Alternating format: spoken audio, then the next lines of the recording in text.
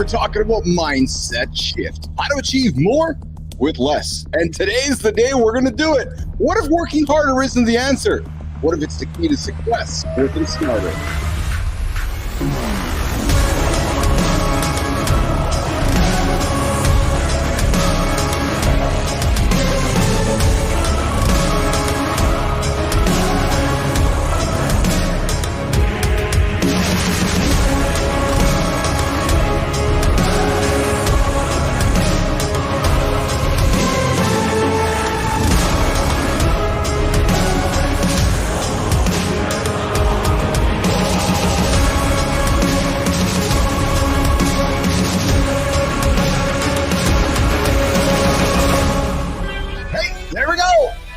Good morning, everybody. Welcome to Mornings in the Lab with Keith and Friends. I'm your host. Yeah, I'm that guy. I'm Keith Bilous, where we are here to break down the steps to growth, success, and how to reach the fullest potential you have inside of me here. Just a reminder, guys, this is an R-rated, X-rated experience. Just a fair warning that we got folks here who like to drop some colorful language. So if you got little ones around, I invite you to put the earphones in or walk them out of the room and just say, hey, there just might not be some language appropriate for you here today on the show. Hey, today we're all about shifting mindset. We talk mindset often on this show. We're going to continue the conversation today about shifting mindset to achieve more with less effort. No, it's not about being lazy. It's not about being going halfway. No, it's about achieving more success, less effort, getting shit done. We'll dive into what's draining your energy, what's distracting your focus, and how to break free to start winning with less grind. So if you're starting your day right now and you're wondering what the hell's going on, do I hit the snooze button? Do I get out of bed? Do I get moving? Hey, I invite you to get your ass out of bed and get moving and ask yourself what's distracting that focus. And of course, we got here today CMartyFit, Jon Andersen, producer Flynn's away today, and producer Jimmy, well, he's holding down the fort, but I know the typhoon might be holding him down. Jimmy, of course, joins us from the Philippines, and they're having some weather issues over there. So we're hoping that the power of the internet and everything works out for Jimmy. But hey, that's why today's show is about how to achieve more with less. There's less of us around here today. Of course, we got a special guest joining us on the show today, Carl Grant III. Yeah, not the first, not the second. No, he was on the previous carnations of Morning in the Lab. We got Carl Grant III joining us here today. He's a best-selling author, CEO with over 25 years of business development experience, working with top-tier firms like PwC and Cooley LLP. He'll be sharing insights on abundance mindset, how to achieve more by working smarter. Yes, gentlemen, smarter, not harder. And you know what? You know how we do it here in the lab. We have engaging conversations in the Morning Loop. We got Morning Loop Reloaded coming up in the second hour. We got In the Gym with Jon and Marty. They're going to lean into this idea of hitting the gym and getting more done with less. Guys, it's not about going in and always lifting heavier. It's not about going in and doing, okay, I did 45 minutes yesterday, I got to do 60 today. No, you're going to hear from Jon and Marty. Sometimes actually less or smarter is actually more. And I'm the first person to subscribe to this. Sometimes I'm chasing the feeling. I end up doing more and not accomplishing what I'm really up to. So AJ Zeglin's going to join us here today for the Mind Fuel segment. We're going to talk about the power of no. We got November's coming around the corner there. We're going to lean into the idea of no and how to achieve more with less. And of course, we're going to talk business and branding in hour two. And of course, we got the Creator Spotlights. Okay, Jimmy, if you're there, my friend, I'm going to pivot over to this camera right here. Boom. Let's bring our crew up on stage. There they are. There's Jon, Marty. Jon's in black on black. Marty's on black on black. We are in it looks like we got a little theme going on here today. Billis is in black on black on black, and so is Jon and Marty. And we are accented by the lovely colors of red. Keith's got the red logo on his hat. Marty's got the red headset. Johnny's got the red hat with a fuck mental weakness shirt. We're all here. Gentlemen, how are you today?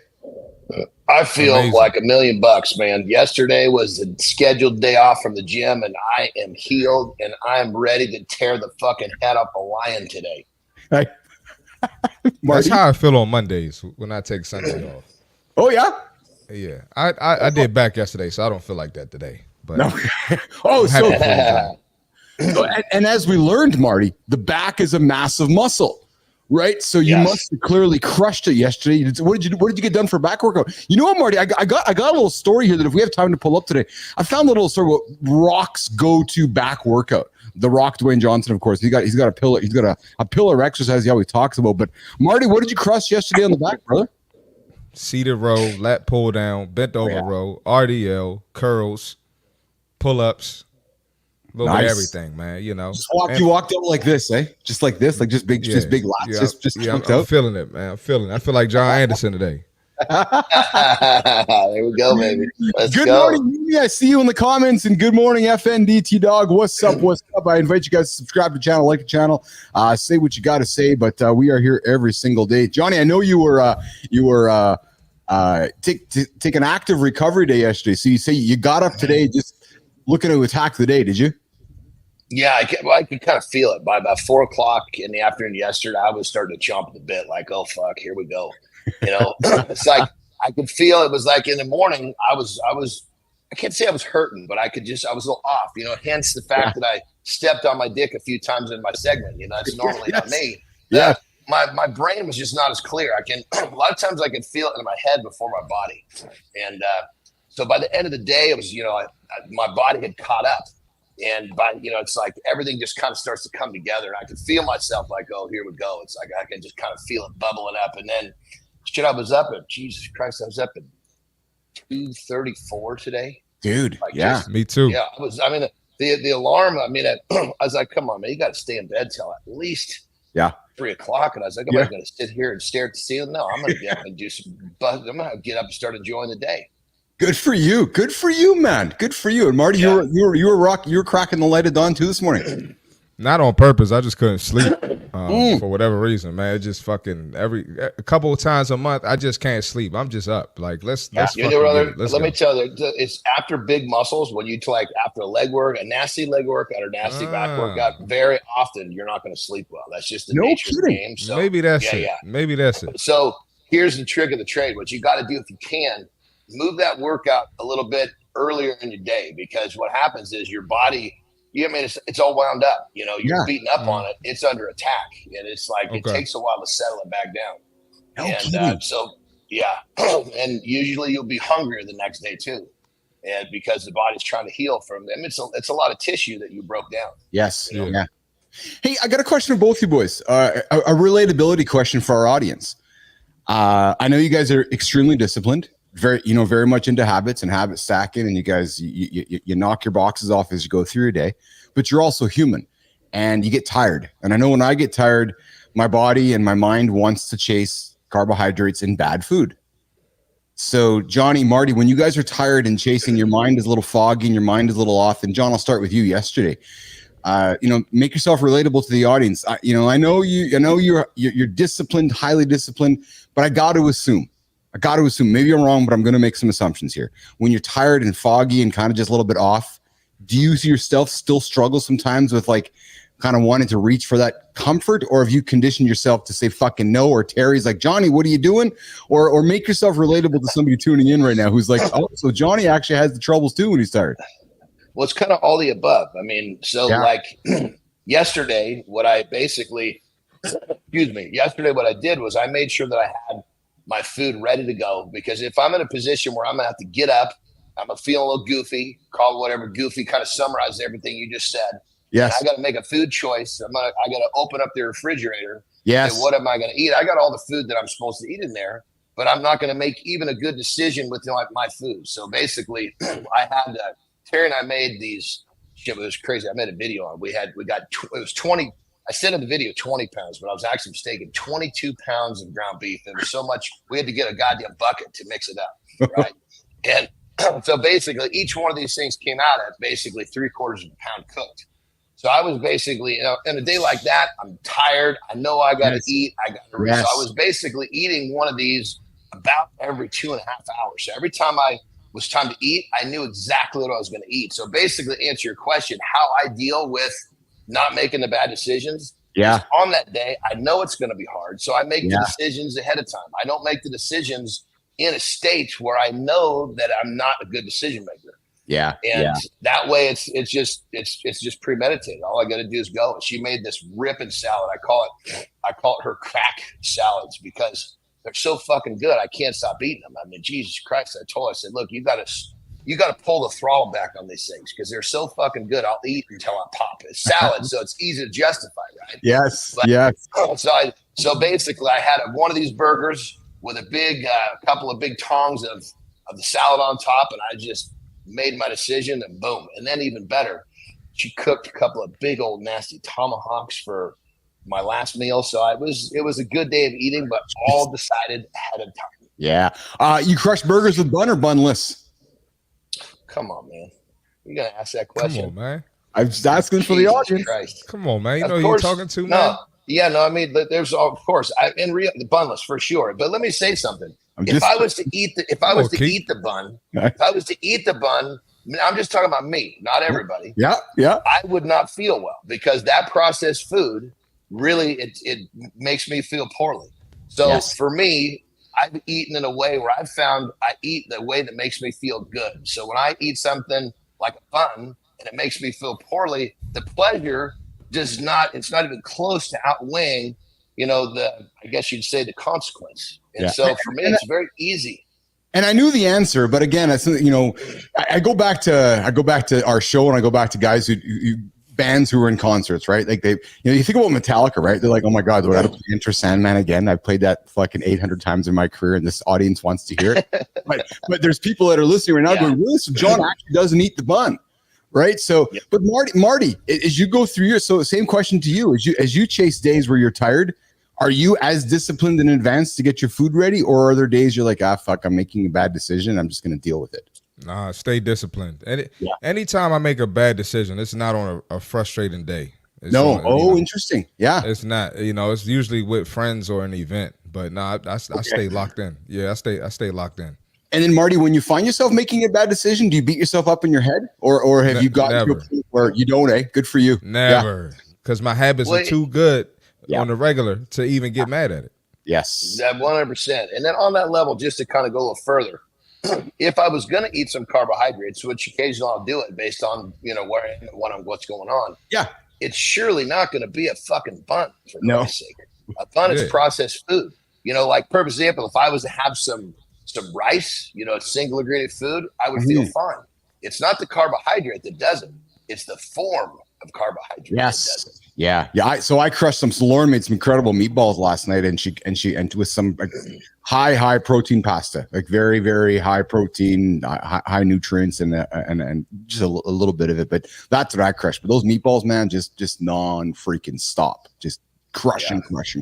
So, anyways, all right, let's keep it rolling here. I know today's topic, gentlemen, is about achieving more with less effort. But here's the thing: we all have barriers that stop us from making that mindset shift.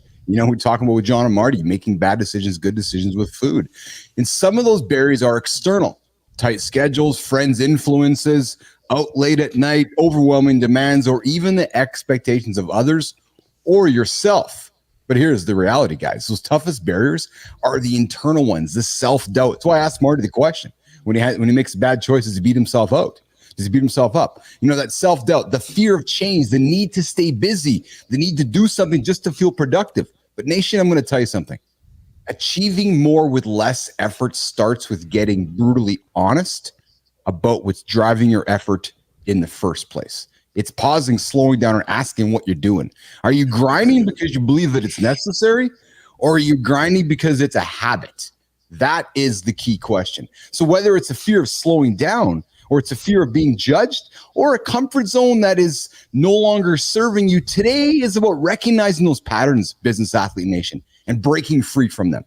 I want you to think about this.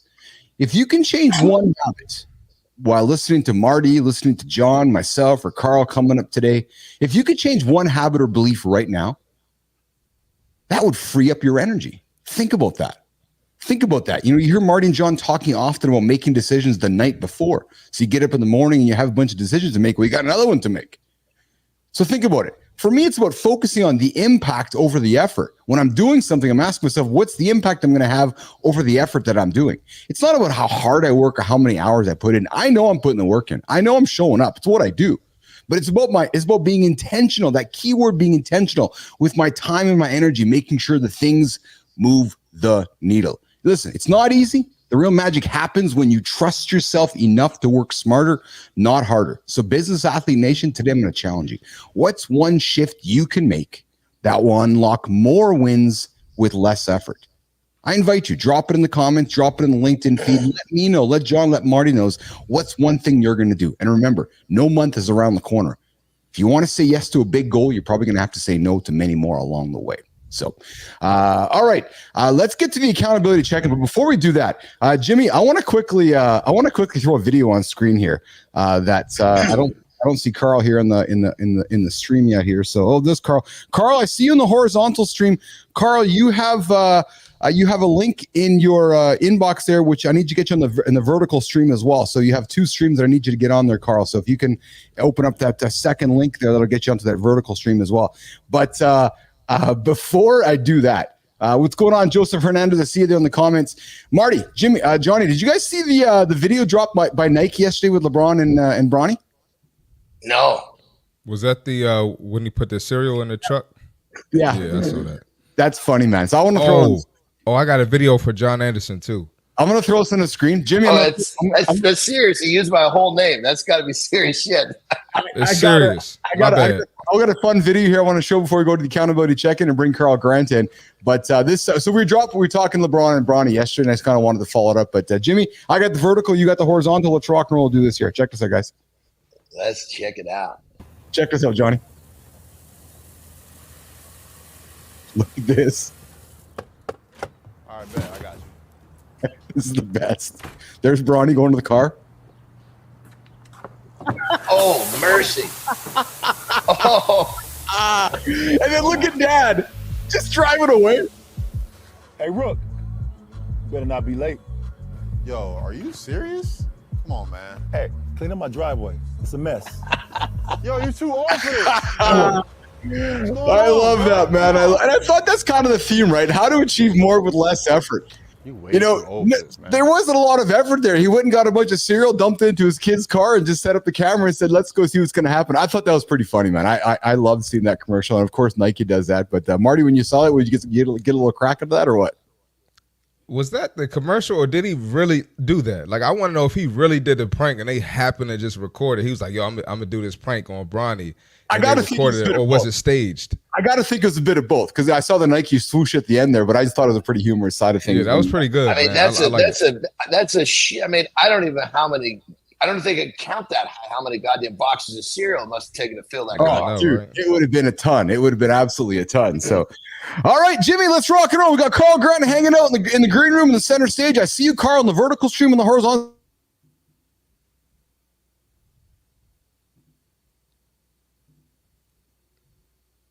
Keith, you there? Did we lose him, brother? Did we lose Keith? He dropped. I think he froze up. I was thinking it was me for a second. I'm glad I heard you speak up. Yeah, I know, right? I don't know what's up with Keith, man. He's been having some internet issues lately, but yeah, now he's still working the keyboard. So, well then, you've already talked to the guest. Who's the guest? Tell me about the guest. I'm curious. I haven't spoken to Carl. Oh, I don't know. He was on once before. Let me see, man. Hold on. It's not ringing a bell. Let me check. Okay, I thought I was, because we've had a couple of guests on that I hadn't been, but you'd already seen them. So I thought this is another one of those. You know, I don't think I met Carl. Yeah, well, there he is right there. Hey, he's up. Carl, can you hear us? Let's go, baby. How are you today? I was hoping I could get to mix it up with you guys. I'm was a competitive bodybuilder as a teenager, and I still, workout fiend. And I'm glad I'm not the only guy who wakes up at 3 a.m. Very nice. Oh, you're at the right place, brother. You in the right place. Dude, I'm up. I don't even set an alarm. I just wake up. But I go to bed early. I'm in bed by 9 o'clock. That's good. That means your body's ready to get up. When you wake up with that alarm, that means your body's just basically charged and ready to go. So that's really cool, brother. So basically, admiring your arms the whole time I've been on here. I'm looking at your arms. I'm like, dude, you can't. You got to be about my age, and you still got those arms. I was sporting arms like that when I was 19 years old. What do you do? I'm 52. How old are you, brother? I'm 58. Oh shit! Well, dude, I tell you, it gets a little harder as the time goes on. But it's just I love it. You know, it's easy to do something you love, and so I'll leave it right there. You know. All right. So Keith has you coming on to talk to us about basically what doing getting more with less. Yeah, I'm really interested to hear what you have to say, brother. Well, I wrote a book called How to Live the Abundant Life. And Okay. and fitness is one aspect of it. I really play the fitness down in the book because I wanted to appeal to your average person, right? Your average person is not going to do what you and I do. Your average person is No. just trying to not gain a pound a year and, you know, be 40 pounds overweight by the time they're our age, right? And so I go through how to find your purpose.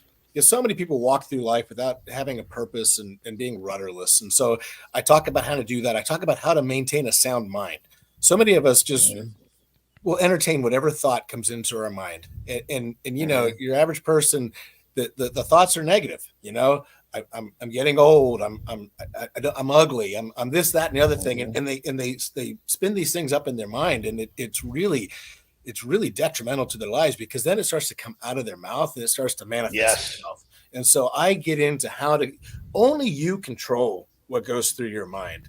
And I talk about how I have been able to change my thinking. This wasn't something I figured out, you know, early on in life. It took me years to figure this out. And once you make that switch and you change your thinking, it changes your life. And what comes out of your mouth, you know, what comes out of my mouth is not that I'm getting older. I'm getting better every day.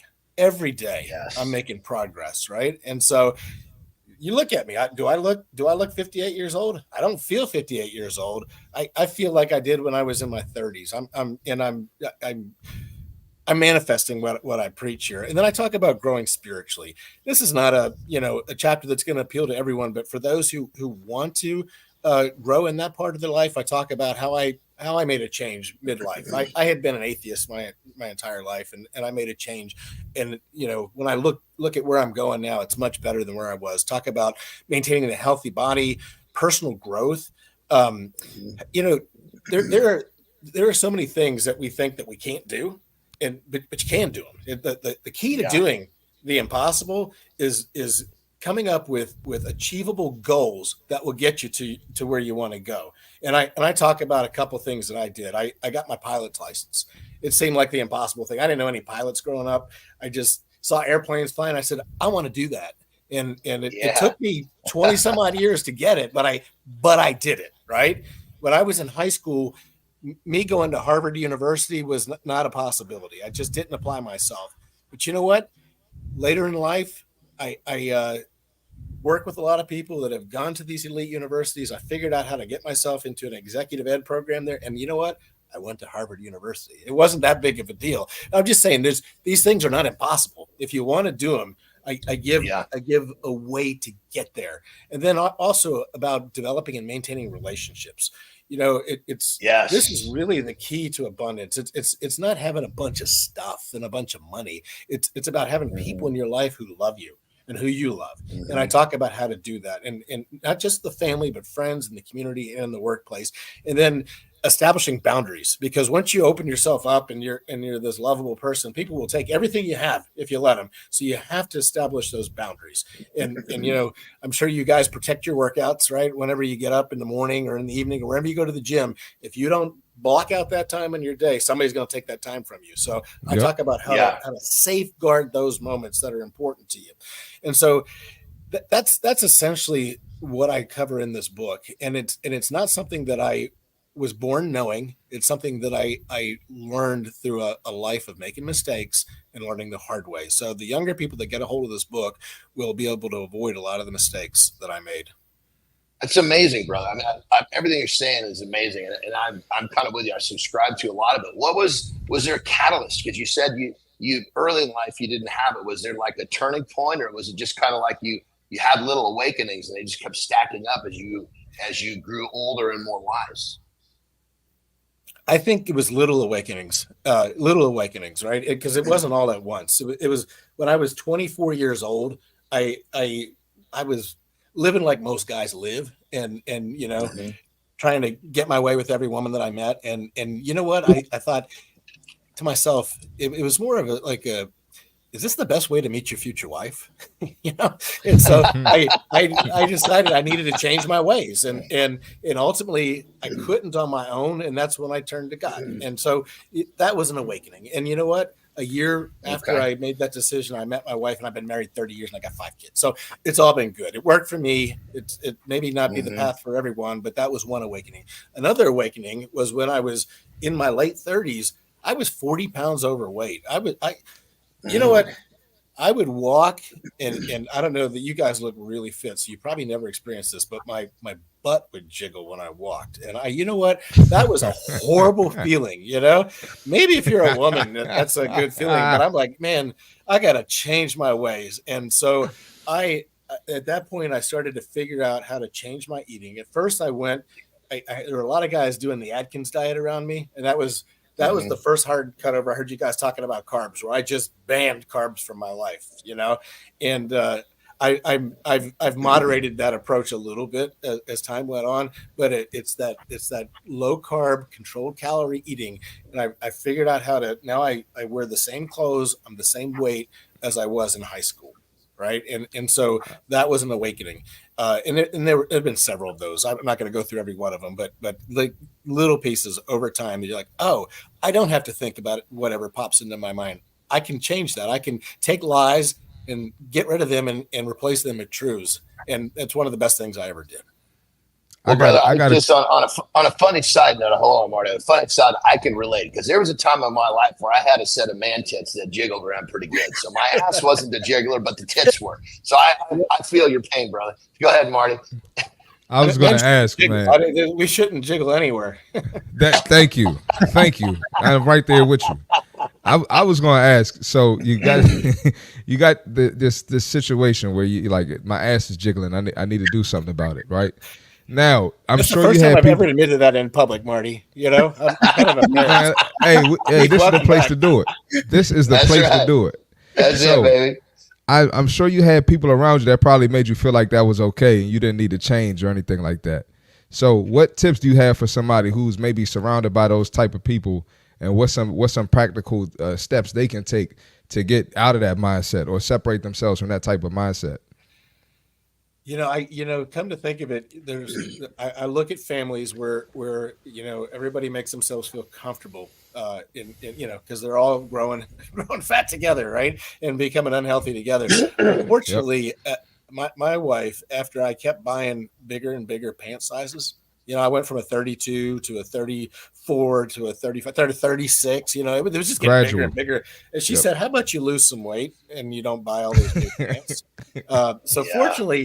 Fortunately, she's the voice of reason. Maybe it wasn't because she didn't love me because I was getting happy. She still loved me. She told you because she did love you. It's her job, to be honest. Yep. She's also an accountant, and I was spending too much money at buying new pairs of Ralph Lauren pants. I love it. Keith, are you back? Are you back in the action here? Or can we just see it? I'm loving the conversation. Good morning, Carl. Good to see you here this morning. I love my team. I had a little bit of an internet blip here, and of course, Marty and Johnny take over, which I have nothing but love and props for. Thank you, gentlemen, for hanging out and taking over for me. You guys are having a great chat. Hey, Carl, can you hang around for the next segment, or do you got to take off here? I can hang around. Awesome. Let's do that. So here's what we do here. So we got a fitness segment coming up called the CMartyFit tip. We're gonna click on Christopher. He's gonna do a fit tip here for a minute, 90 seconds, and we're gonna come back. We're gonna keep the conversation going into deep dive, Carl, around mindset shifts, mental shifts, and want to get into where is my my notes here. It is this idea of building habits for achieving more with less effort. And Carl, I appreciate you figuring out the horizontal vertical streams for us this morning. You bet. Awesome. Okay, let's do this. Marty, you're up, brother. Let's get going here, pal. Let's get it, man. Taking over from me. Come on, man. Let's do it. Come on, man. Let's do it. All right. We got a different fitness tip today, okay? So if you're tired of the same exercises, you want something effective, something new, something fresh that's going to help you build strength and improve mobility, I got some stuff for you to help you break out your usual routine. We got reverse plank, all right? This is different than the regular plank, all right? This one is going to work your posterior chain. It's going to work your hamstrings, your glutes, your lower back, and your shoulders, okay? Sitting straight, sitting with your legs straight, hands behind you, lifting your hips off the floor. We got the glute bridge march. This is different too, all right? This is going to target your glutes and your core while adding some stability. Lift your hips into a bridge and alternating your legs. This right here is going to be a burner, all right? We got Superman holds. Me and Johnny talk about Supermans all the time. This is going to help strengthen your lower back, but it's a little bit different when you're holding when in the up position of the Superman. That's another burner, all right? And then we got caterpillar walks, also known as inchworms. You start in a plank position, then walk your feet inward, right? This is going to help you with some flexibility, right? It's going to stretch out those hamstrings, and it's going to work on some core stability while you strengthen your shoulders. All of these are like a little curveball you can throw into your workout. Mix it up, switch it up. Improve your core, improve your stability, improve your flexibility by adding these in your workout. Safe, challenging workouts, and let's keep going. That's the fitness tip for today. CMartyFit, 8:30 Eastern time every day. Yes, sir. Advice for you guys to get yourself through the day. We got Carl Grant III here with us today, a best-selling author, CEO, and business development expert. With over 25 years of experience working with top firms like PwC and Cooley LLP. He's here to talk about what it really means to shift from grinding harder to work smarter and how adopting the right mindset can unlock more wins with less effort. Carl, glad to have you here today, my friend. We met on Matchmaker, Carl, and I said, hey, man, we do a morning show that's unlike anything that you're probably used to. First impressions as you walked yourself into the room today, seeing what's going on here, you're like, what the hell did you get myself into or what? Well, I watched you guys, and I was actually nervous because it's an hour earlier out here in Central Time, and I'm like at 7:15 in the morning, I'm going to have to expose myself to the abuse that you guys dish out on one another. So I had to wake up and have an extra cup of coffee this morning and make sure I was awake for this. So hold on there, Carl. You said abuse and you said some. So hold on. You're joining us from where, Carl? You're joining us in the Central Time Zone? Yeah, Austin, Texas. So, dude, oh boy, we froze again. Did we lose him again? So there we go. He's back. He's back. freezing again. Am I freezing again? We got you back. No, we got you back now. You're good now. You're good now. Somebody's got to pay the internet bill over here. But I was just saying, Carl, that I'm on Central Time Zone like you are. So we actually don't get up early compared to our friend Johnny. Johnny, what time did you get up today, brother? 2:43, something like that. Yeah. 2:33. It was early. Yeah. I get up early too, so I am awake. It just takes me a while to wake up. That's it. So Carl, let's get into research shows that habits shape our outcomes far more than motivation alone. If you want to achieve more with less effort, you got to create routines that make progress that feels effortless. Start small, stack habits, sticking through consistent repetition, not willpower. I talked to Johnny early on in the show about, how he battles willpower, and he's like, Keith, I'm just prepared. I'm prepared. Carl, from your experiences in business and personal growth, what's the best way to kickstart positive habits that led to a smarter, more sustainable success? And what's worked for you, Carl? I'm going to just give the overall theme of what I wrote about in the book. And it's really doing the opposite of what comes natural to your human nature. Like our human nature is to stay in bed and eat potato chips and not do the stuff that we do, right? Instead, we get our butts out of bed. We go to the gym, we work out, right? And the same thing holds true in relationships, right? Everybody wants something from somebody else. But if you approach somebody, and you talked about my business development career, so let me take it back to that. Yeah. When I went out into the business world, and my job is to bring in business for a top accounting firm or a top law firm, if I go out and I just ask for business, I want you to give this to me, I'm going to get nowhere. Instead, I go out into the marketplace and do what comes opposite to human nature. I go and give. I figure out, what can I do for you? Let me learn about your business. You're looking for customers. Let me introduce you to these companies that I know that could potentially buy from you. You're looking to raise money. Oh, I know angel investors or venture capital investors or private equity investors who would be interested in what you're doing. Let me make this connection, right? I've done this consistently over my 25-year career in business development, and by giving and doing what comes opposite to human nature, I have received 10 times what I would have received if I went out with my hand out.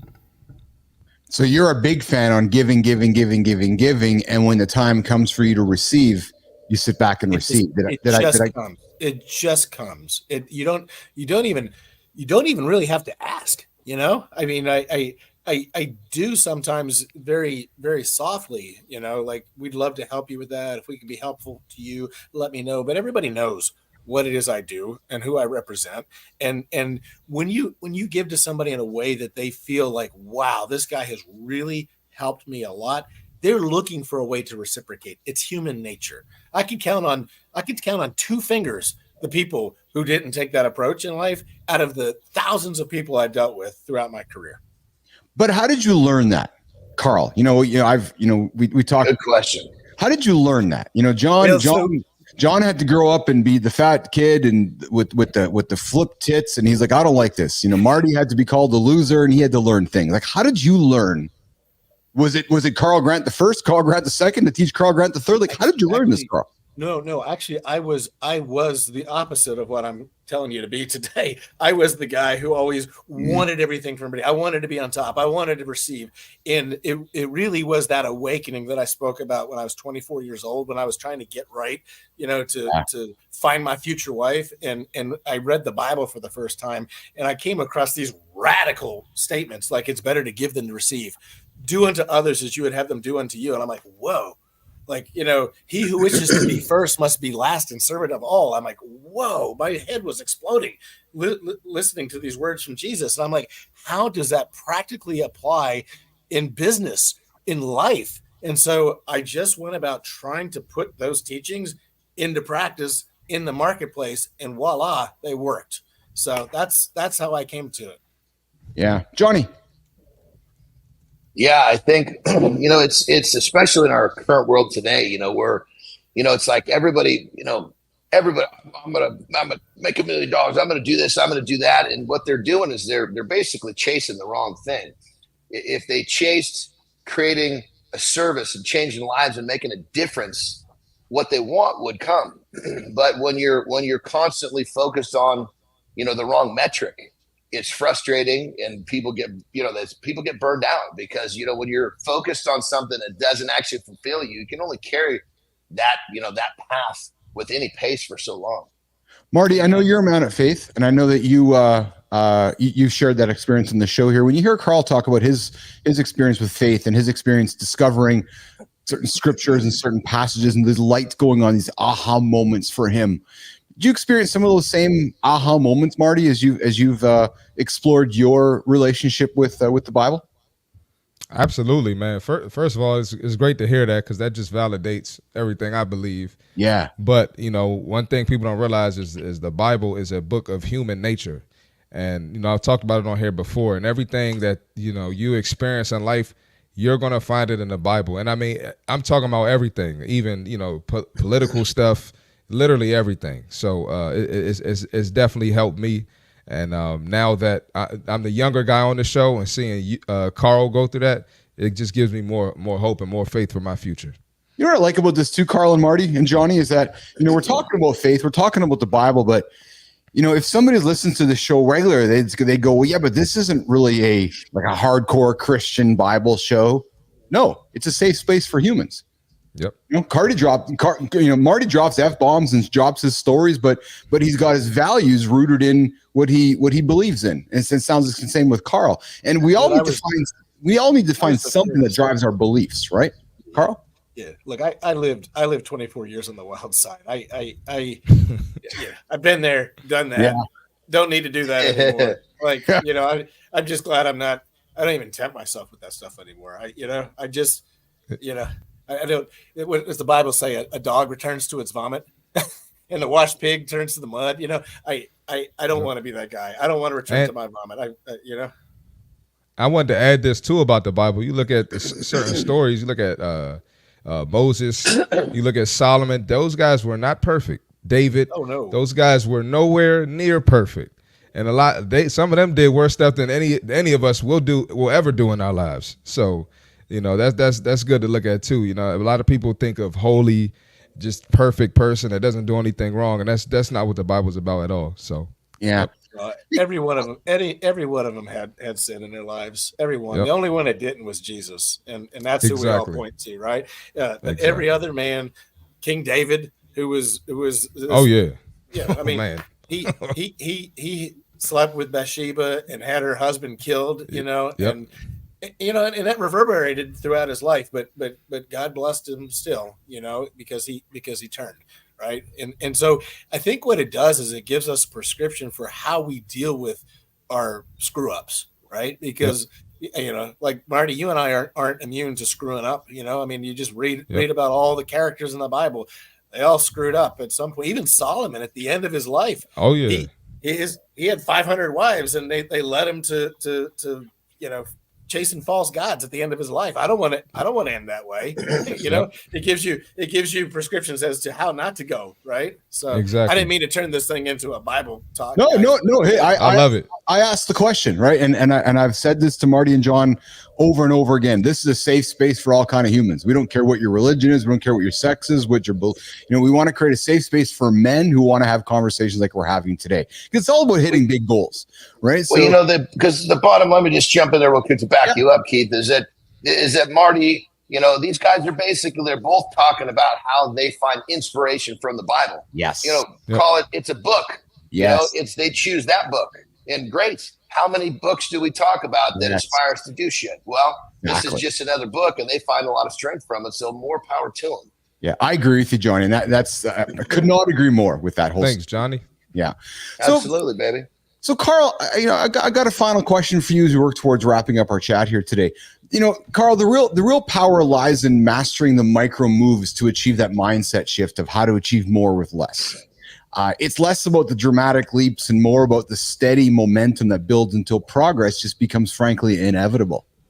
Carl, as you've gone through your professional journey, your personal journey, how have you approached that tension between the big goals that you have over there, but focusing on the small, daily, repetitive wins? And before I finish the question, is it rooted in your beliefs in the Bible, Carl? Is that what's allowed you to approach that tension about that's the big goal? I'm going to use my daily habits with the Bible to help me focus on the small daily wins. Carl.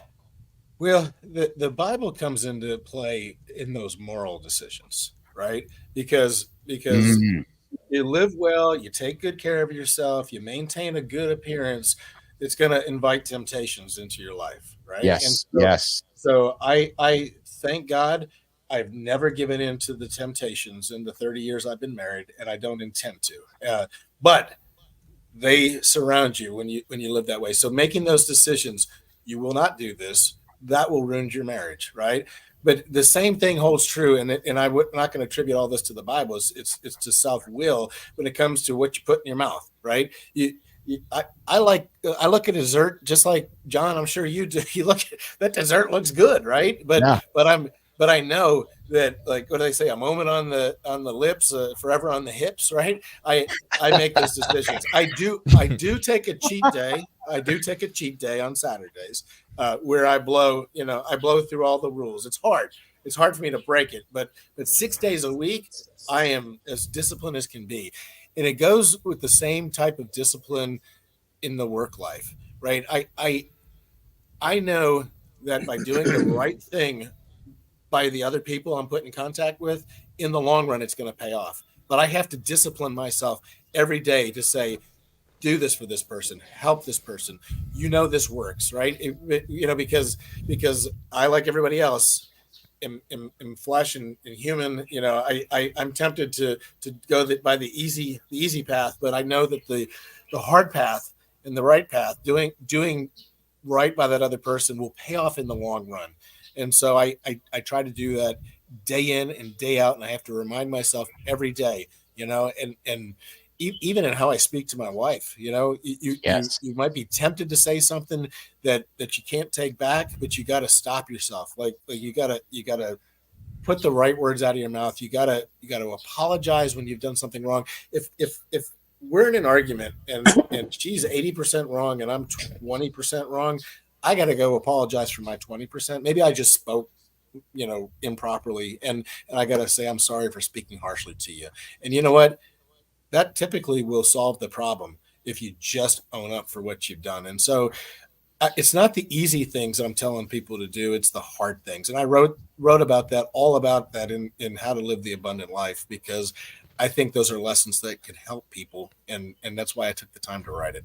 Awesome. Carl Grant III joining us here, Mornings in the Lab with Keith and Friends. How to Live the Abundant Life with Carl Grant. Carl, where can folks find you? How can folks connect with you? And how can folks get your book, Carl? Well, when you put the third on the end of my name, I'm pretty easy to find. He Google Carl Grant III, and I pop up all over the place. So you can find me on LinkedIn. Shoot me a note that you heard me on the podcast, or read the book, or find me on Instagram, carl.grant.iii. I would love to connect with you. Awesome. Carl, I'd like to have you back sometime, and I want to tell you I want to have you back. I want to have you back to have the conversation about something I've been learning from Johnny and Marty. And I want to invite you back to have a conversation about getting rid of the cheat day.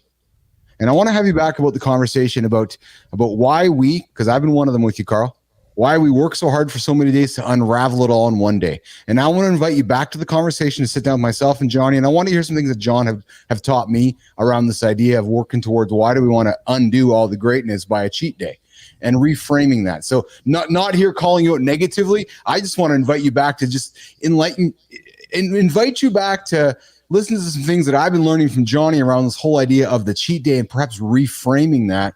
And you strike me as a fellow who will be open to having this dialogue with myself, John, and Marty around reframing the cheat day. Carl, would you do that? Johnny, would you do that? Anybody who's sporting arms like Johnny there, I'd be happy to have a conversation.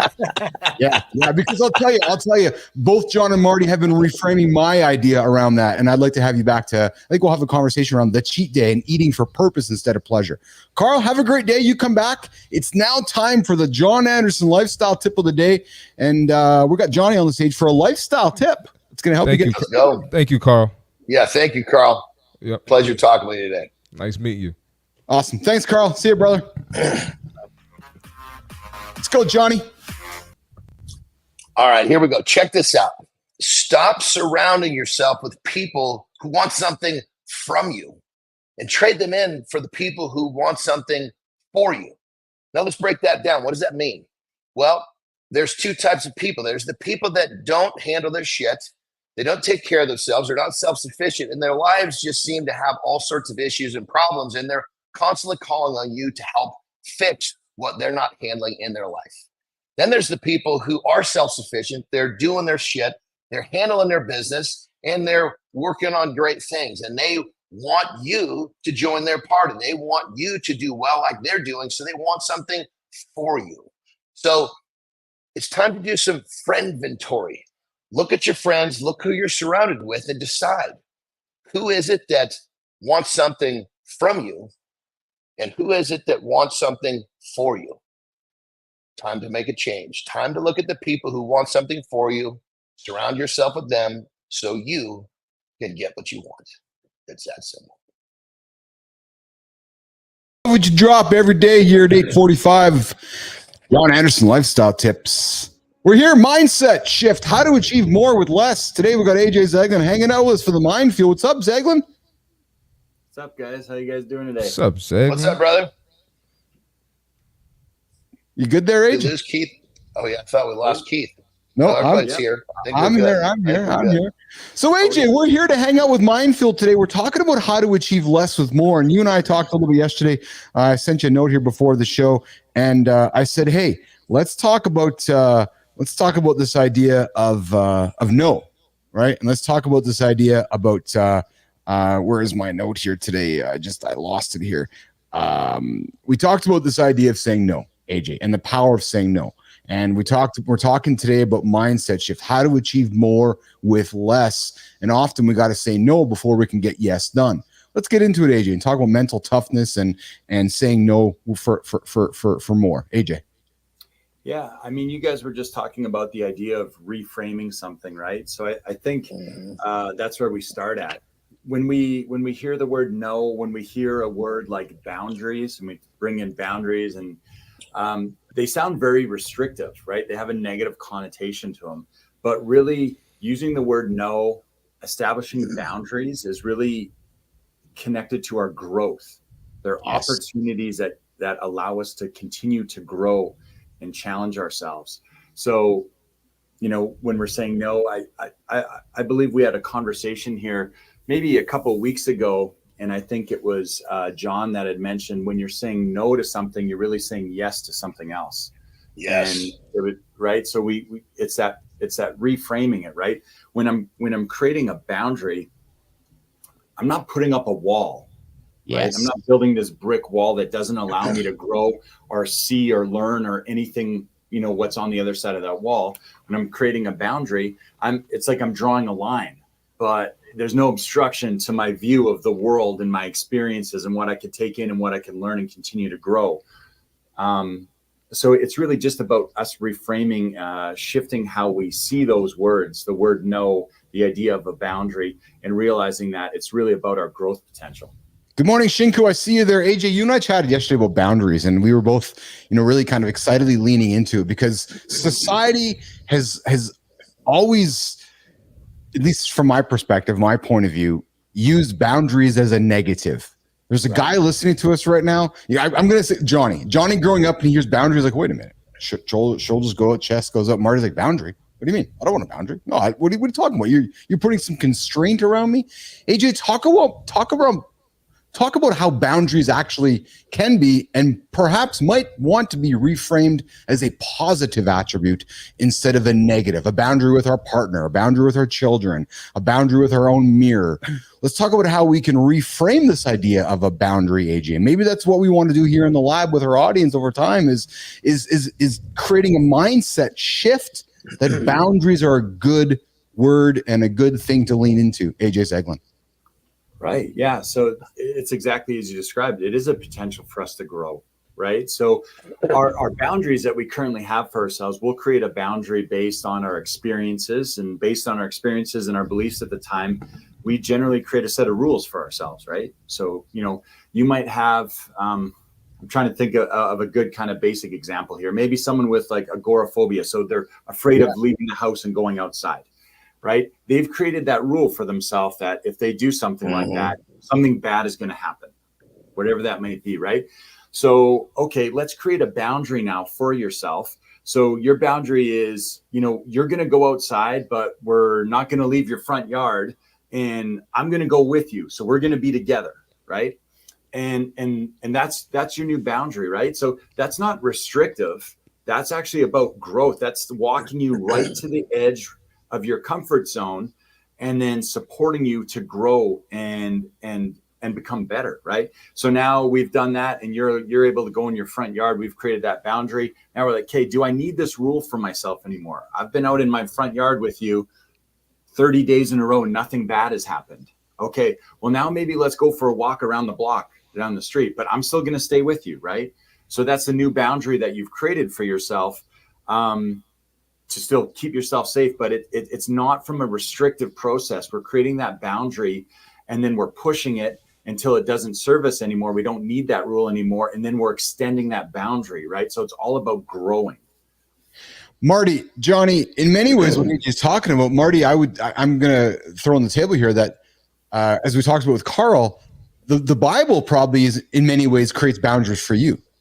Right. And Johnny, the systems, the principles, the habit stackings that you have built over time, in many ways, those are your boundaries. Right. So as Marty, as you read scripture and read your passages on a daily basis, and you process that creates a boundary for you on how you make decisions and so forth. Would that be a fair assumption of mine, Marty? Yeah, definitely. So if I feel like the scriptures have made me who I am, yes, that means that I'm aligned with it. So if it doesn't align with the scripture, then that's one of my boundaries right there. I'm not trying to act like I'm super holy or anything like that, but just the basic, the foundation of it. So discipline, consistency, being lazy, complaining. Just certain things like that are in the Bible. Those things don't. Those are boundaries I don't cross right there. I'm not doing that. Well, and it absolutely makes sense. And Johnny, and I come to you with the same question, but AJ, I guess what we're in many ways talking about, it's the same way when I published the Business Athlete Manifesto, right? Yeah, for sure. Sorry, you froze on me there for a second, Keith. I think I got you still, AJ. I think Marty's still here too. Yeah, I'm with you, AJ. I'm with you. Yeah. Okay. Yeah. Well, I think he was going to come to me next. So what I was going to say about boundaries is, I have habits, my systems of life. This is the way that I live, and that creates my boundaries. But what's really important is that, of course, that's my space. But what it really does is it actually creates a boundary for those around me. They understand where they can come and where they can't. They understand, my buddies are going to understand that they're not going to ask me to go drinking, because when I chose to dive into a high performing lifestyle and live a different way, I created new boundaries for myself. And when I honored those boundaries to the point where they saw I wasn't fucking around, excuse my language, they honored those boundaries. And now the boundaries, they work on both sides of the fence. They keep you where you need to be, but they also keep the people out that you want out of your space. So the boundary is like, it's so powerful. But the crazy thing is that people create boundaries for themselves and they don't stick to them. They don't actually honor them all the time. So the people around them, they won't honor them either. So that people got to understand, if you want to create boundaries that other people are going to obey, you got to do it yourself first, and you got to do it all the time. Because when they say, it's like, someone say a vegan, they call themselves a chegan, they cheat. Well, what do you think? Your buddy that's not a vegan, he's, come on, come and have a hamburger with me, because he knows you really don't subscribe. There's little places where you'll veer. So the boundary, just for everybody listening, you got to understand that boundary is powerful, but you got to honor it yourself 100% of the time if you want the people around you to do it as well. It's like that saying, you treat people how to treat you by how you treat yourself, right? Yes. That's so powerful, brother. And I will say, so I mean, I love the topic of boundaries, because I do think it's probably one of those terms now that I think has been misused almost in some sort of ways, and it gets thrown out, just like despite what the internet would have us believe now, like not everyone that shows self-confidence is a narcissist. Not everyone who disagrees with you is gaslighting you, right? And there's, but those are almost kind of become real kind of things, right? And where they've actually, I think, like hampered communication for us, right? And so I think that boundaries, again, even when we have a boundary, I like to use that visual representation of it being a line and not a wall, because if we're having a conversation about something and we've both established each other's boundaries, but we've put up brick walls, well, now we can't be open to new ideas. We can't be open to seeing the world in a different way, or shifting our perspective, or just having great communication about something. We can't even see each other. But if we both have a boundary, and it could be about any type of topic that we've created for ourselves, but it's just a line that we've drawn. Yeah, I can still see you guys. We can still visually see each other, communicate with each other. And it gives me the opportunity to always reevaluate myself, right? And be like, I've had this boundary about this thing, but now I'm talking to Jon and Marty, and they've really kind of shifted my perspective a little bit on this. Do I have an opportunity for growth here? Maybe my boundary needs to be, extended a little bit or brought in a little bit. Maybe I'm not doing a good enough job honoring it, or maybe I need to let more in. There's all these possibilities that exist when we keep an open line of communication. And I think boundaries allow us to do that. 100%. And I so agree with what you said at the beginning, brother. Excuse me, about boundaries are kind of demonized. It's because generally speaking, people don't have the discipline or the balls or the guts to establish them. So of course, if you can't do it, you're gonna talk shit about it. And there's enough people that can't do it. There's more shit talkers talking about boundaries than there are the people that use them. So of course, the masses are gonna look at it like, oh, boundaries. No, boundaries is what helps you become a better you. You just don't have the discipline to do it, And then on that level too, I love what you're talking about, because your boundaries are they're going to kind of shrink and expand, so to speak. They're never going to be in the same spot. And this goes back to what I was saying earlier. if you establish the fact that when you set a boundary, that's it, you're going to follow it. You can move those boundaries around and people won't mess with you. But if every time you move a boundary, it falls apart, you're never going to have the people around you respect your boundaries. So you got to understand, it's just even like with my clients all the time. They start getting in great shape. They're feeling better, and their families are like, when are you going to start eating normal again? I tell them, look, the reason they're doing that is because you have let yourself down so many times before. They're waiting for you to basically fall off again. So if you stick to this long enough, they will get behind you. But you've got to do it long enough for them to believe. And realistically, you have to believe so that you do it long enough, and then they will believe. And then, it's again comes right back to leading. You lead yourself first, and you lead yourself well. And I love what you said, brother. You're basically teaching people how to treat you, because if you won't allow them to do something because of your boundaries, they'll learn real quick what they can and can't do. Right. Yeah. AJ, you got to wrap it up. Yeah. I got about a minute or here so, and then I got to get back in the gym. All good. Hey, why go ahead. don't you Give your leave final, us with a little something about someone that wants to go about setting some boundaries. Where do they start, brother? Because you always give us such great pearls of wisdom in terms of somebody that wants to get out of the gate. How would you say that someone can go about starting their journey of setting boundaries for themselves? Yeah. So I think it's about identifying the type of person that you want to be, right? Mm-hmm. So if you have this clear vision of this is the type of person I want to be, and then we think, okay, what types of things would this person do? Right. Mm-hmm. Okay. And now I start to compile a list for myself, right? I create a little bit of structure for myself or some boundaries for myself, right? Like, if we're talking about, hey, I really want to get in a better shape and take control of my health. We were just talking about from the working out perspective with your clients there, John. Then they might say, okay, well, what does that look like? Well, I think people that really take control of their health, don't eat fast food. They don't go to McDonald's every day. Okay, well, here's a boundary I just created for myself, or a rule I created for myself, that like, I'm not eating fast food anymore. I'm not going to those restaurants.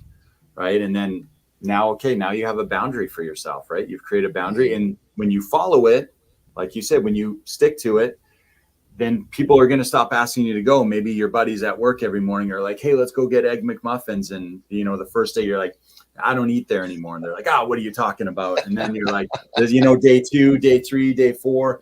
And then all of a sudden they're like, this guy really doesn't eat there anymore. That's a boundary he's created for himself. That's cool. He's looking after himself, trying to take care of himself. And that's really where you start, right? Is just determining like, who do I want to be? What's the type of person I want to be? What do I think the things are that type of person would do? Start small, start with a couple of them, and those rules or those boundaries, and you're giving yourself something out of it, though. That's what I always want people to understand about boundaries. It's about growth, and you're giving yourself something, like we said before, and what you mentioned, John. When you're saying no to something, you're really saying yes to something else that's more important for you, that's more in line with the type of person that you want to be and the things you want to accomplish. Yeah, that's good stuff, brother. So basically starting simple and starting small. That's kind of with the boundaries. That's really cool, brother. Good stuff. Well, hey, I think Keith's back there working the keyboard. So AJ, I know you got to go. So thank you for joining us. And appreciate you, AJ. I appreciate you guys too, man. I genuinely look forward to these 15-minute segments like twice a week. I do too, brother. My calendar, and I was talking to Keith last night, just telling him how much I've enjoyed being a part of it and how much I enjoy both of you guys, and just getting to have these conversations a couple times a week. I really enjoy it. So we appreciate you, man. Brother. Yep. Yeah, we appreciate you, brother. These conversations are good for everybody, ourselves included. Great segments, man. Agreed. Yeah. Thank you, gentlemen. Thank you, all right, brother. AJ. See you Tuesday, man. Yeah.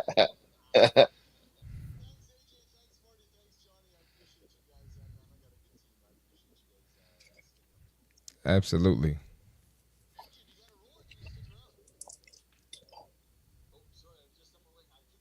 Yeah, he's on his way out right now. Yeah. See you next week.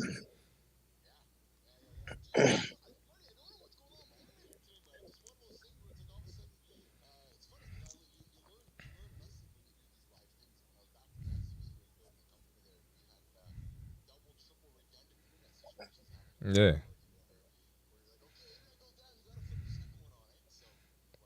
Hey Well, man. here's the deal, brother. If things go haywire, Marty and I, we can drive the ship all the way that we can get into port, but you got to come back Come and on, turn man. it off. Come on, man. Come on, man.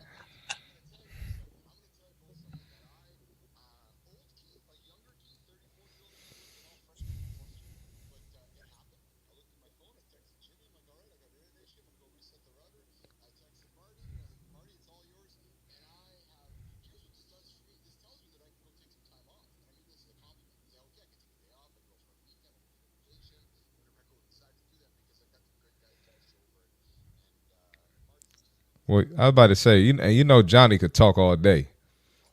Johnny could get a live camera and just go 24/7 all day, nonstop. So, Dude, you know, got the right guys. My podcast is literally it's just me, and I just run for 30 minutes. Nobody to talk to. Nobody to talk to. No, That's what I did last night. And I ain't even doing like a video. There's not even it's just me talking about a topic. Oh, just talking. Wow. That's just crazy. Straight talking about a topic. Hey, this is what we're going to talk about today. Let me fill your ears with 30 minutes of nuggets. Let's go. That's actually impressive. That's actually really impressive. And it's a skill. Yeah.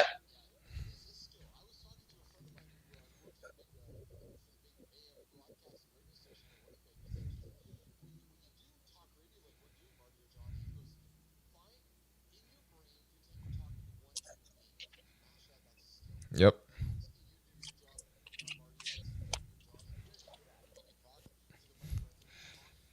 Yep. It's tough. Yeah. Oh, Keith, get on the horizontal. Get on the horizontal, Keith. Yeah. Yep.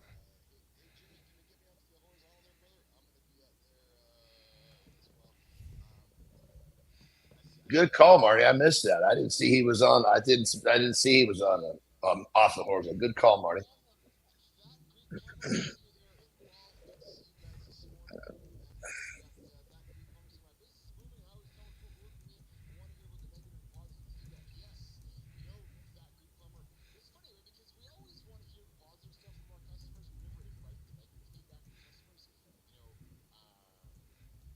Oh, dude, that's powerful, man. Yeah, I mean, I said when I'm done with a client, I say, look, I say, hey, I want you to grade me, please.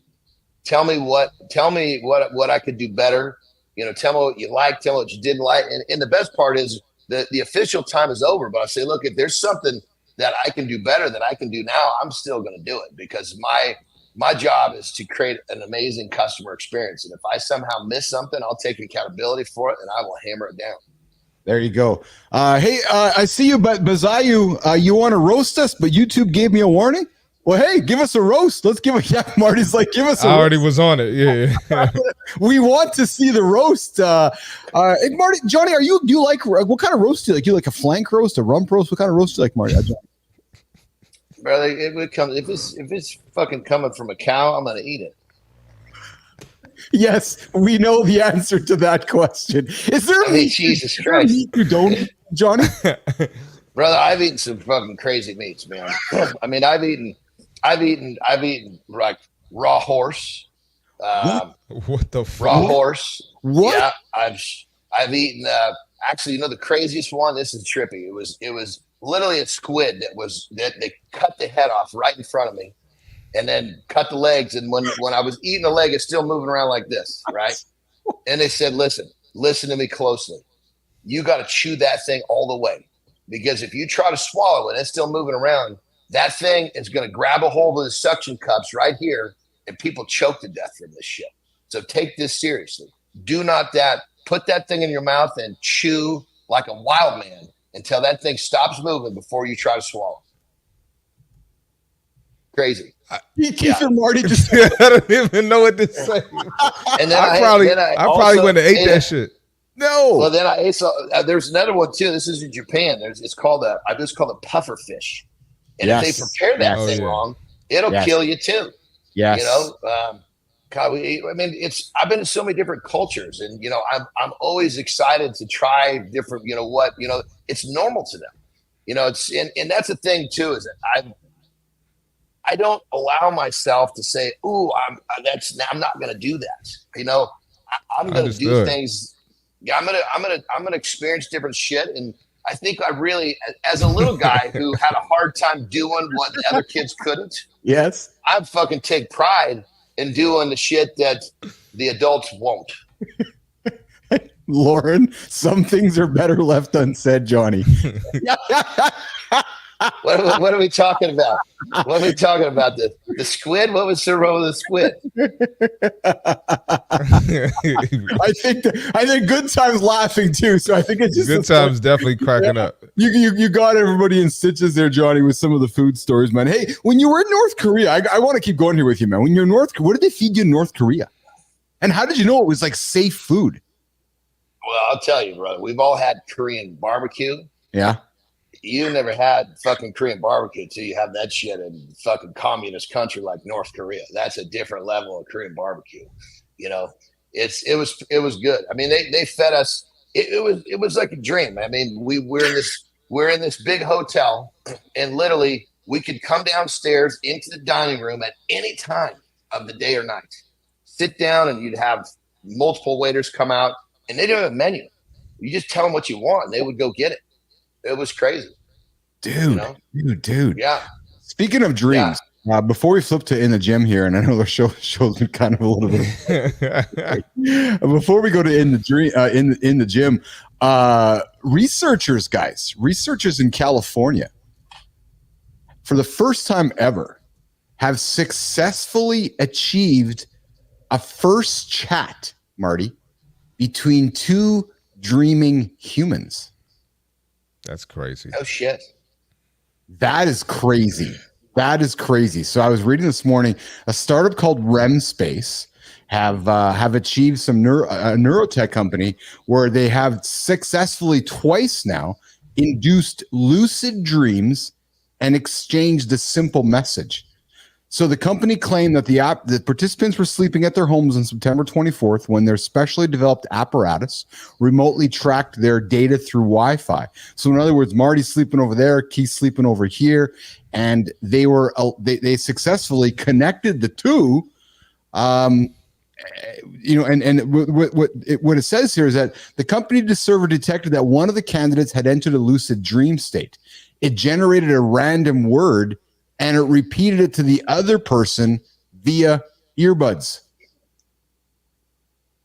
Yeah, we're capable of a lot more than we understand. I'm a firm believer in that. Like we'll have to hold a different topic for another conversation, another show. But Terry's got some pretty crazy ability to do some weird shit like that.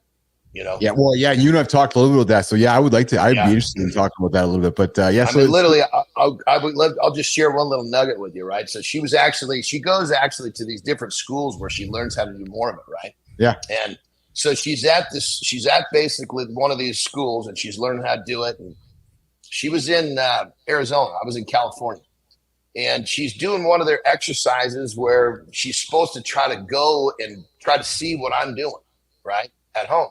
Yeah. And so basically, I was at home and I was feeding the dogs, and I was mixing the wet food in with the dry food. So I'm banging around this bowl, right?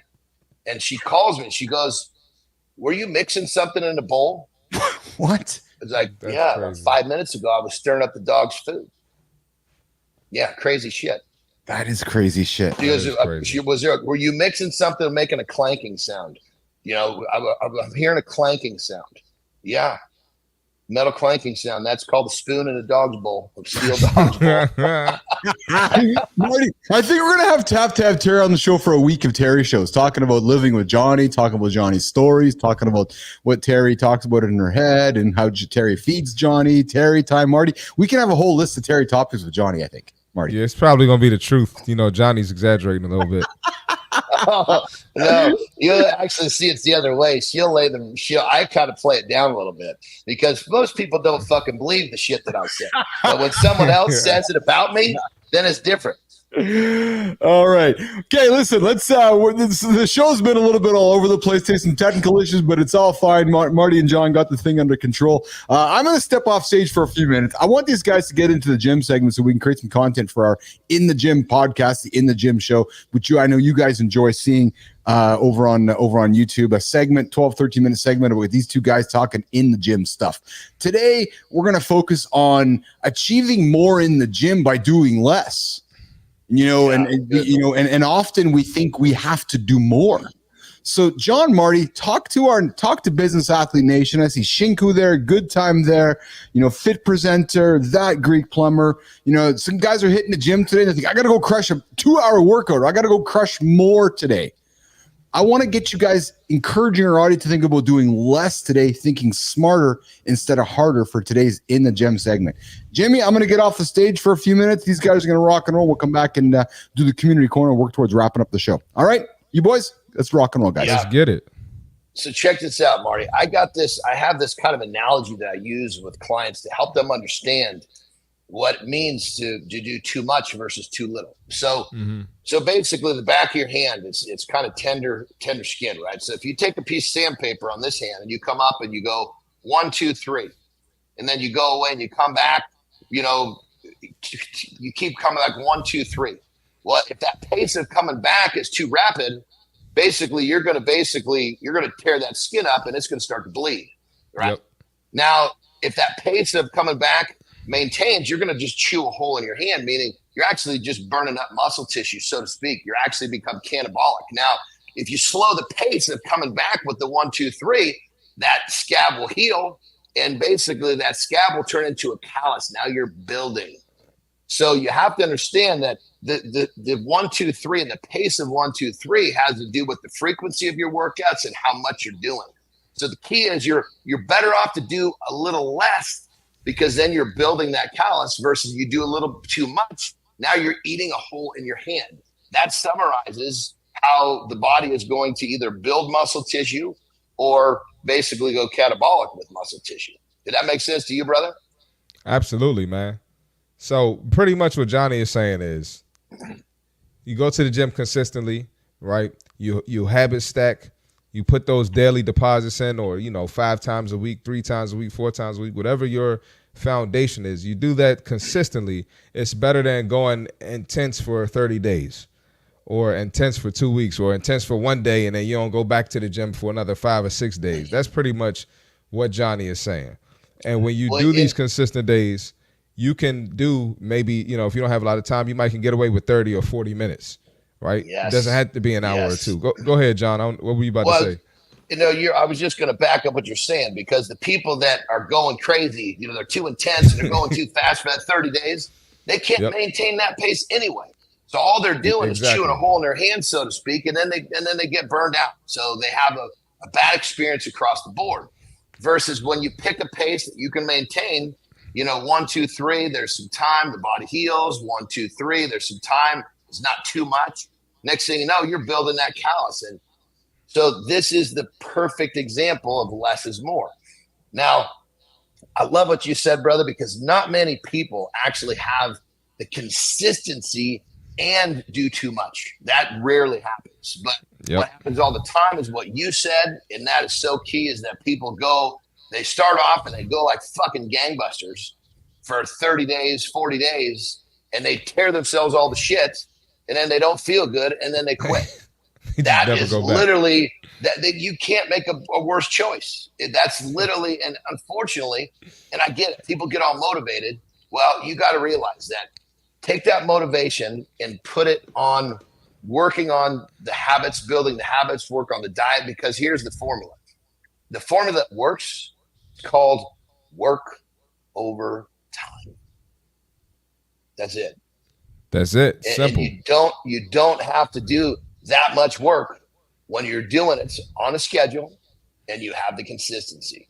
And it's that simple.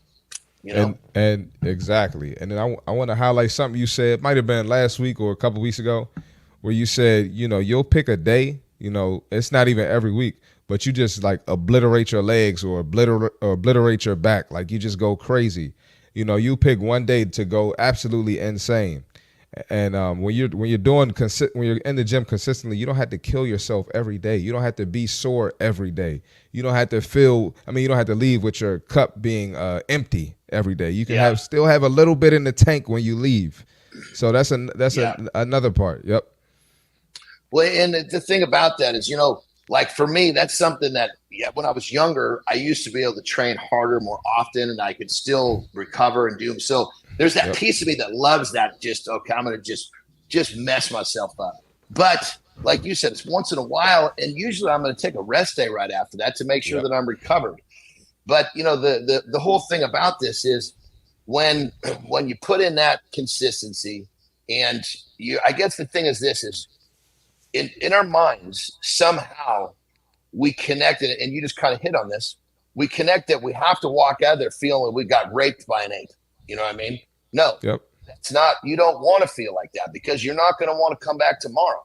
You want to train with the guards that felt good, and I can't wait to come back tomorrow. And like you said, if you empty out your cup, the odds are you're not going to have enough back in your cup tomorrow to want to return. So think of training as more of like I want to train to feel good.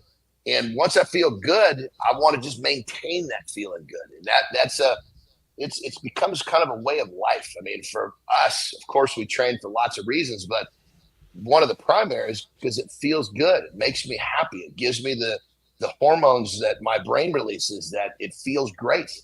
And I'm energized. It's like my day is better when I break a sweat. So when you're doing this, think of it from a different perspective. You start to think of it from like, man, I want to train to feel good.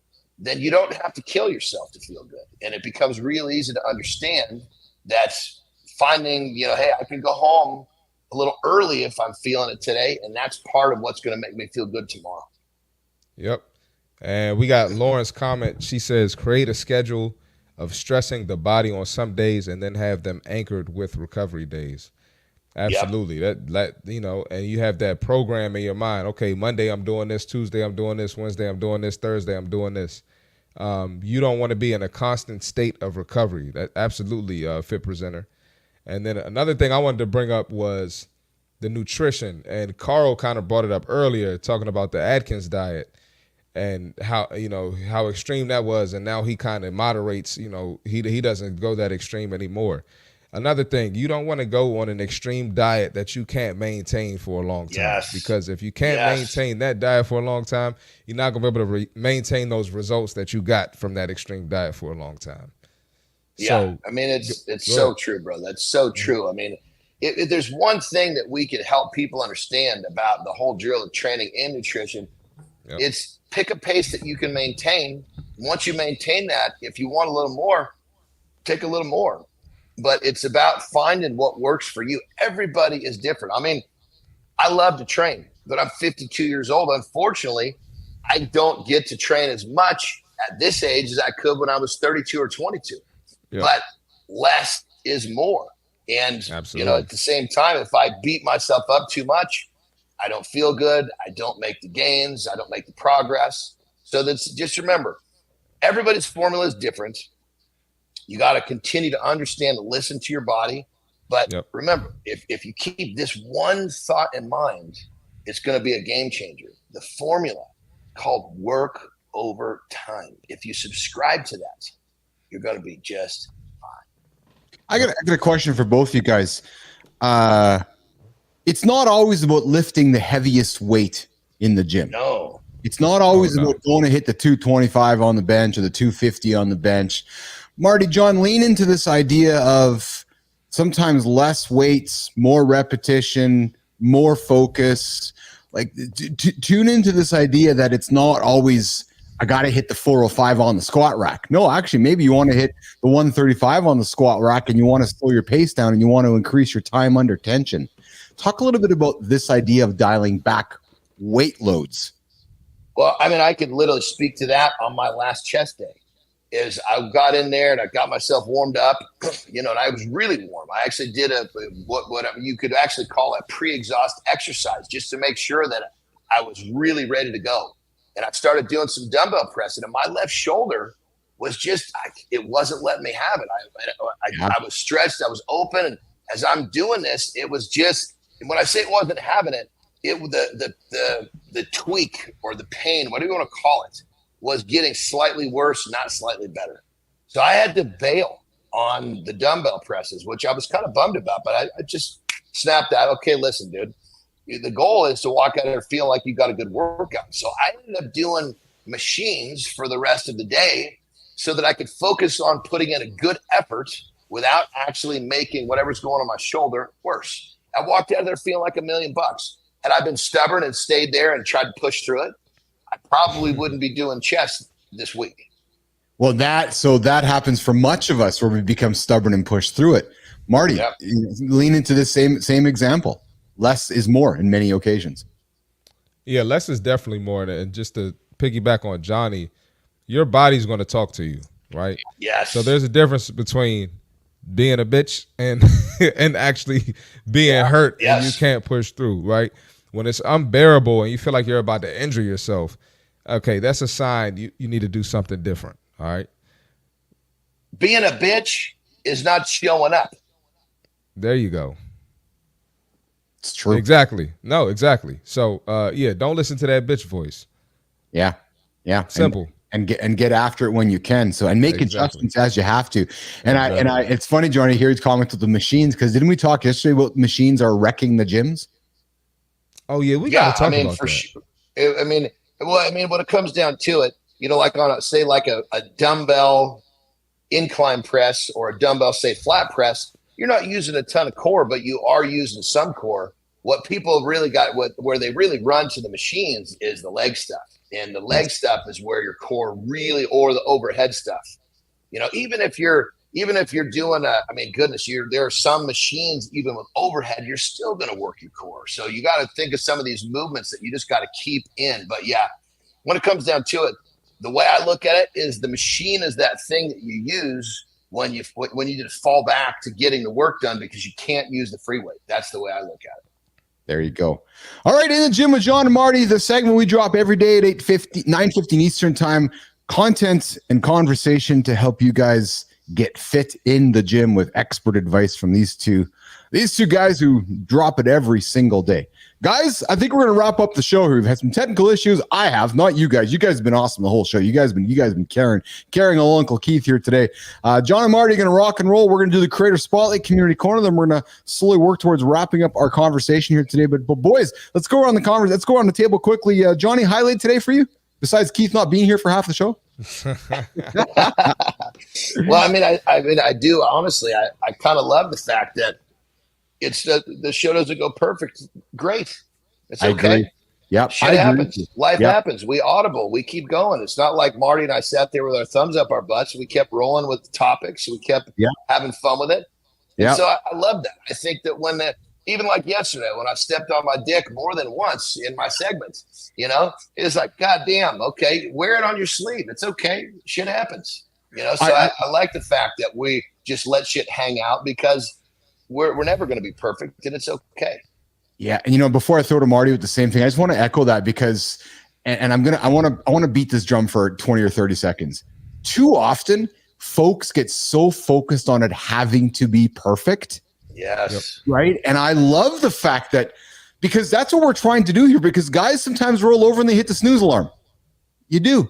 Sometimes you go over and you hit in the fridge, you make a bad decision. You do.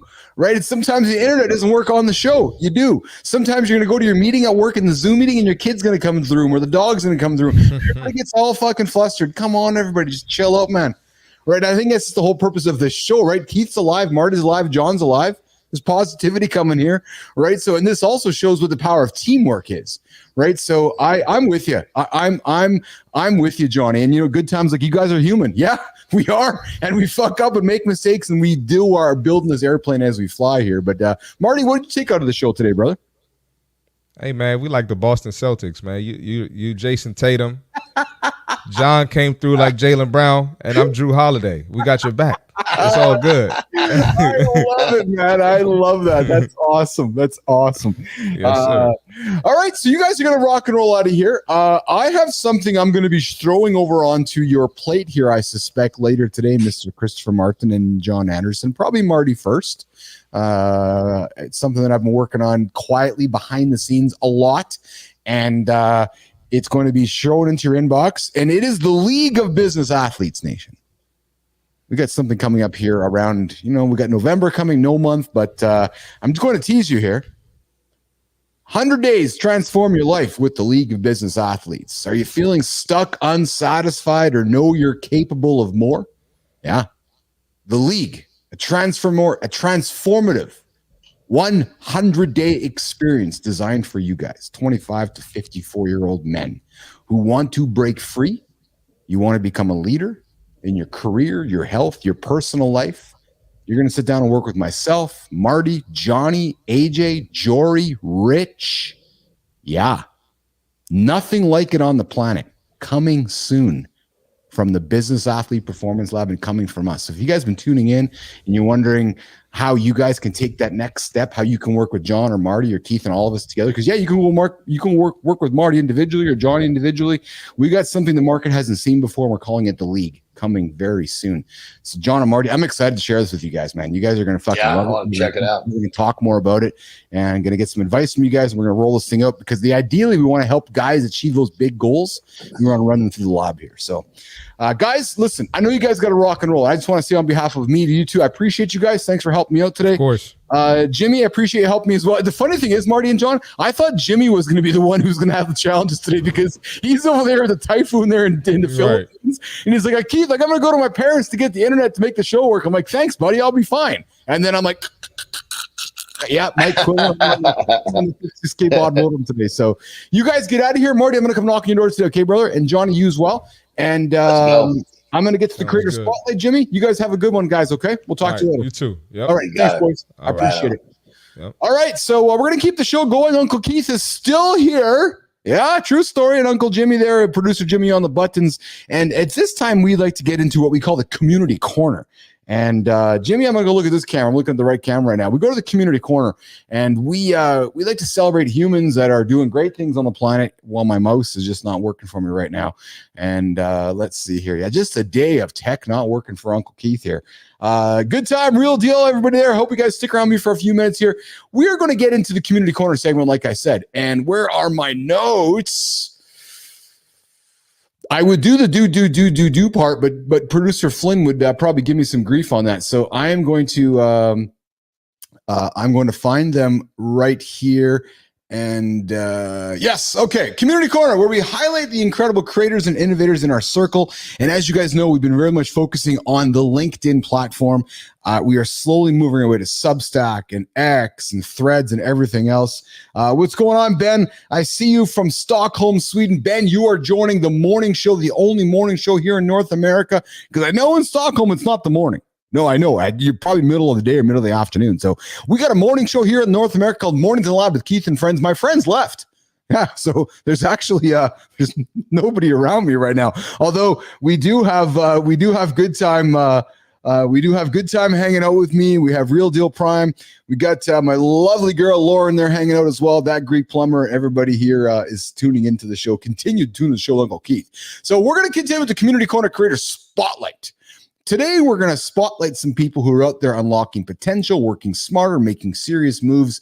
The story I want to highlight today is living proof that no matter where you begin, leveling up is possible with the right mindset habits.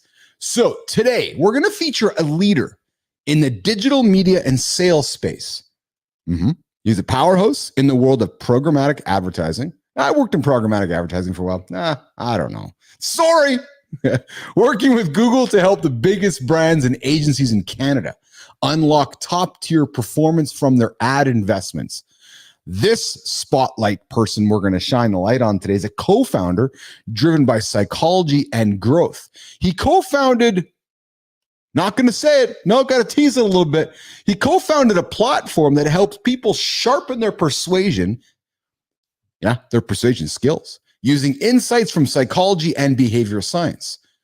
This fellow is a community builder, a mentor. He doesn't just focus on business. He gives back through mentoring young professionals, advising early stage startups, and serving on the board of the Daily Bread Food Bank. Today's Creator Spotlight. So, Jimmy, I'm going to try to do a multiple thing here. Today's Creator Spotlight for Mornings in the Lab with Keith and Friends. And I am going to, Ben, I have not visited Sweden before, but that would be my intention to get to Sweden here sometime. Maybe you can host me when I come to Sweden. So today's Creator Spotlight with Keith and Friends is somebody from Toronto, Canada. He's the head of programmatic media at Google. He's a board director. He's a startup advisor. He has a newsletter, and I am just filling up my streams here, Jimmy. We got today's Creator Spotlight for Mornings in the Lab is Ben Wise. Yeah! Ben! Usually got Coach Flynn here, usually Marty, Johnny, here to celebrate you, but today it's going to be me, Ben. So we are celebrating Ben Wise today because he is and has a business athlete mindset. Ben's work ethic reflects the principles of a business athlete, balancing strategic thinking with a consistent action across media, startups, and community efforts. Yeah, exactly. Good time. We're celebrating Ben Wise here today. He is mastering persuasive influence through his newsletters Captivate. Ben demonstrates the power of understanding human behavior to drive success, showing how persuasion isn't just a skill, it's an edge. Listen, if you're rolling over and starting your day today, working on those persuasion skills, it's going to give you that edge. Don't hit the snooze button. Roll over and tackle the day. Ben also impacts beyond business. Whether it's through his mentoring, board services, or startup advising, Ben proves that success isn't just about personal wins. It's about lifting others and creating lasting community impact. Today, it's Creator Spotlight for Mornings in the Lab with Keith and Friends is Ben Wise. And congratulations, Ben, on being today's Creator Spotlight. And we're looking forward to welcoming you into the lab sometime to continue the conversation. And maybe you have somebody you want to celebrate in the lab for Mornings in the Lab with Keith and Friends. All right, Ben, that's it. Love this segment of the show. We like to celebrate humans and bringing them onto the, celebrate the great work that they're doing, and like to shine the light on great creators on the platform. So, all right. So this time we typically pivot to the business and branding segment of the show. And I'm going to lean into it for a few moments here today and talk about some things we got coming up here in the lab. And as you guys heard me say, we've got the League of Business Athletes we're working on, and it is a transformational 100-day experience we're looking to launch in the coming days out of the lab. And it's going to be an opportunity for you to work with myself, work with AJ, work with Jory, work with John, work with Marty, work with Rich. I work with Adam House on the business side of things. We put a team together to help you guys achieve those big, audacious goals. We're not here to sell you a new system. We're not here to sell you a new app. We're not here to give you something you don't want to do. No, we're here to help you be accountable to what you want to achieve. And we believe it starts here in the morning. So the morning show, the free entry point into our platform, the free entry point into the ecosystem of the Business Athlete Performance Lab. We're every single day, 8:00 Eastern time. We show up every day.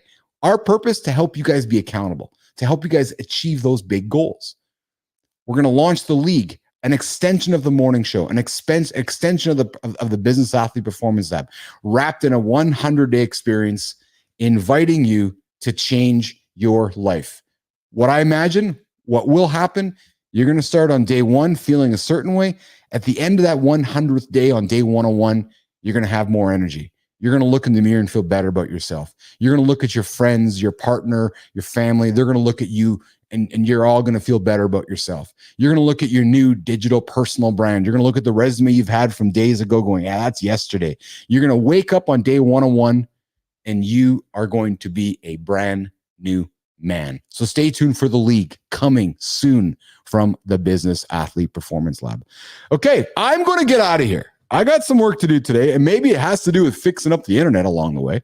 And we're going to be back tomorrow.